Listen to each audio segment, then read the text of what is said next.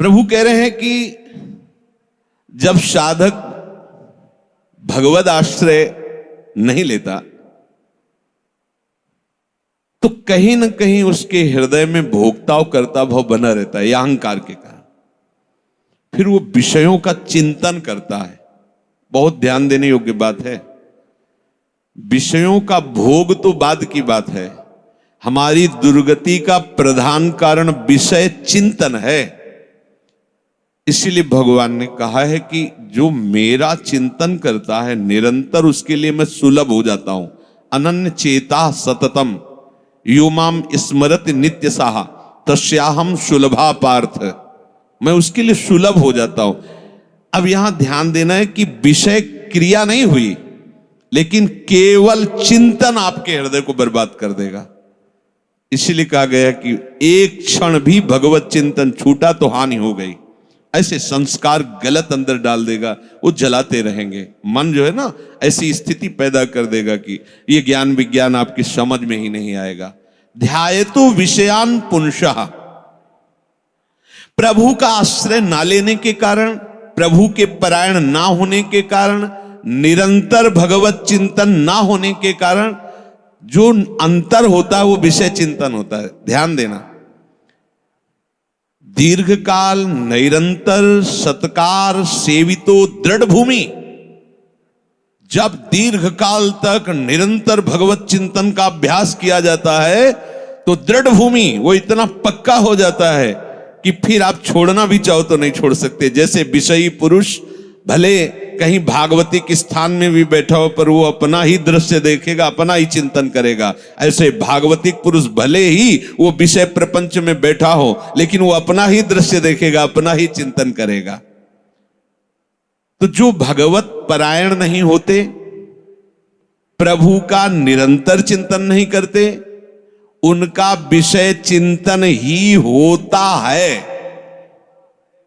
वो विषय चिंतन ही करता है ऐसा नहीं कह रहे, स्वाभाविक होता है विषय चिंतन उससे, क्योंकि भगवत परायण नहीं है, निरंतर भगवत भजन का अभ्यास नहीं किया तो होगा क्या, विषयों को भोगता रहा है।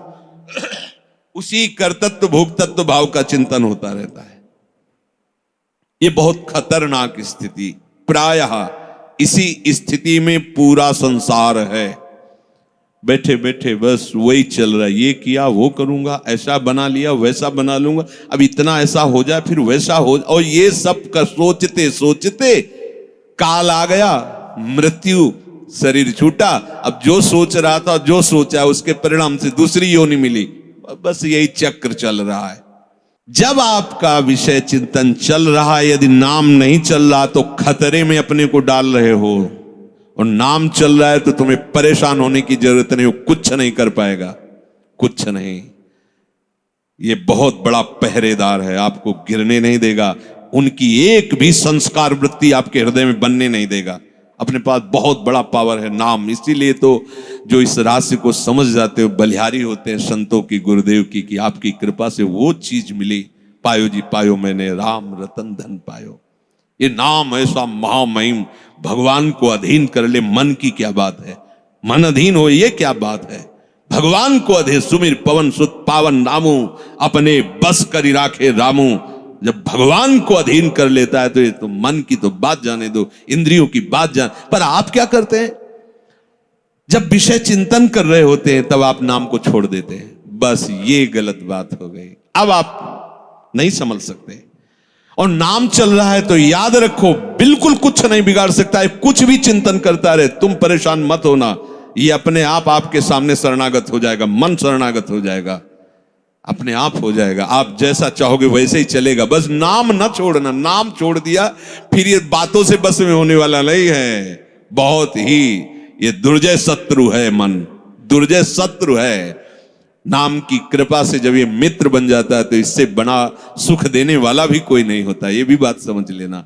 और जब नाम नहीं चलता है, विषयों का चिंतन करता है, तो इससे बड़ा दुख देने वाला कोई दुश्मन नहीं है।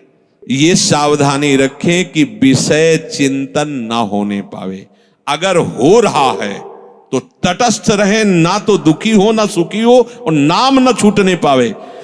जैसे दुश्मन आक्रमण करता है तो अपने बहुत सावधान हो जाते हैं, पर अपने क्या है, जब विषय चिंतन होता है तो असावधान हो जाते हैं, प्रभु को भूल गए और उसी में लग जाए। ये बिल्कुल खतरे की बात है, ध्यान देना। सत्संग जो है आपको सावधानी प्रदान करके भगवत प्राप्ति का मार्ग पुष्ट करता है। जहां आपको विषय चिंतन घसीट रहा हो, उस समय नाम अंदर से न चलाने की चेष्टा करना, उस समय जबान से चेष्टा करना। राधा राधा राधा राधा राधा राधा नहीं चलेगी इसकी। वो अंदर से तो दुश्मन लोग अपना कब्जा किए ही हैं। एक दो बार स्फुरित होगा, फिर आप उसी में डूब जाएंगे। नहीं, उस समय अगर आपको होश रहे तो ताली या मंजीरा और शुरू कर दो कीर्तन, सब हवा हो जाएगा। ये जो तूफान आया ये सब हवा हो जाएगा। पर कोई बहादुर ही ऐसा कर सकता है, क्योंकि उस समय उसको मंजीरा और नाम नहीं ध्यान आएगा। उस समय वो पूरा का पूरा तन्मयता उसी मन के साथ किए रहता है। लेकिन उपासक तो वही है ना, जो ऐसी स्थिति में प्रभु का नाम न छोड़े और अपने को तन्मय ना होने दे।